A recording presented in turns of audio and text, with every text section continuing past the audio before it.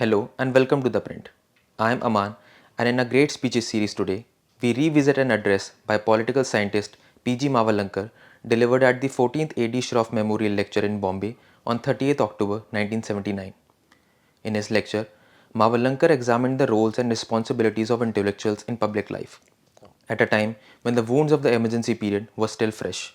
He began by explaining the meaning of the term intellectual and highlighted what it takes to be one. He said, intellectual has become a fashionable word in modern times.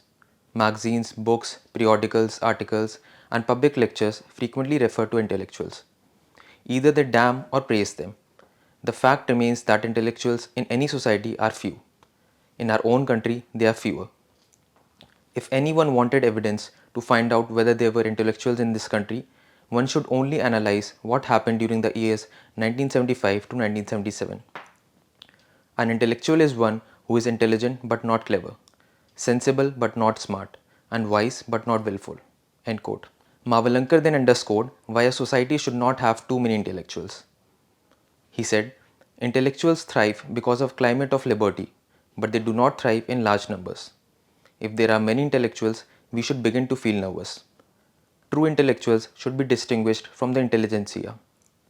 Intelligentsia we must have in a good measure. Intellectuals, few and far between, are adequate. End quote. Mavalankar then went on to list the qualities that an intellectual must possess. He said, an intellectual is one who lives in intelligence and does not live on intelligence. He uses his intellect creatively, critically, and constructively. He has courage of his convictions. While an intellectual should not be too sure of his views and opinions, he should have the stamp of clarity, certainty, confidence, and charity in all his intellectual bearings and moorings. An intellectual, besides being intelligent, has four very essential qualities. Otherwise, he is likely to use his intelligence in a perverted way. These four qualities are imagination, integrity, independence, and incorruptibility. End quote. Mavalankar also highlighted the importance of public life, stressing that intellectuals must participate in public affairs and also hold elective posts in panchayat, assembly, or parliament. He said, an intellectual's contribution to public life is not merely to enunciate, but also, whenever necessary, to participate in it. If he stops at enunciation and does not participate in the affairs of the community, then his role as an intellectual is inadequate, incomplete, and often misleading. He has not tested his ideas through practice. Gandhiji was a great man because he was experimental. An intellectual, therefore, is experimental. He experiments his ideas through his own conduct, tests them, hypothesizes, verifies them, removes errors, eliminates the wrongs, and then gets strengthened by experience that he accumulates in the process. It is better for intellectuals to take courage in their hands and participate in public affairs. Intellectuals should stand for elective posts, whether it is panchayat, corporation or assembly or council or parliament. End quote. Mavalankar then also criticized intellectuals, claiming that they work in isolation and don't contribute enough to society. He said, large number of intellectuals write books after an event is over, but they have a certain ivory tower attitude or isolation.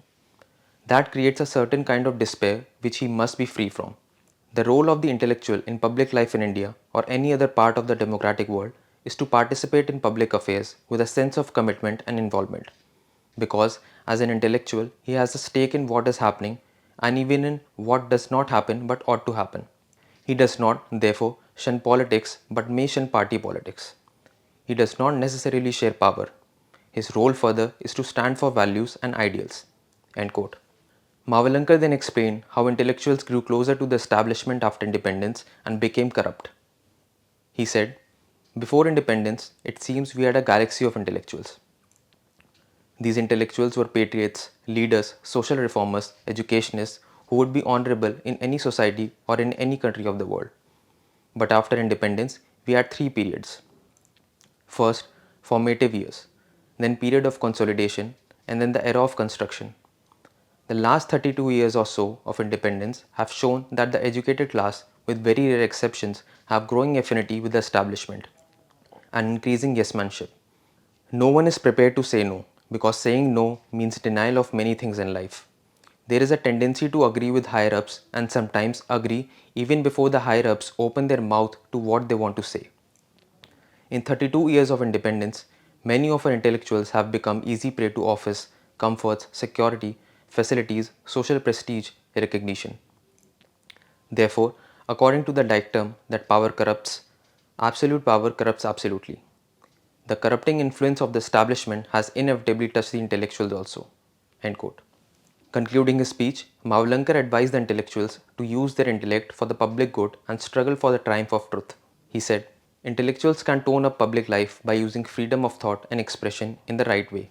The freedom of thought and expression are nothing but the right to think, criticize, to speak, to publish, and to create.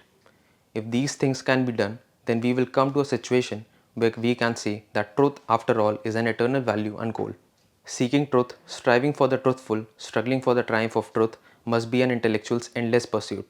Thank you for joining us on Great Speeches. For more from The Print, become a subscriber at theprint.in/subscribe. I am Aamaan in Delhi.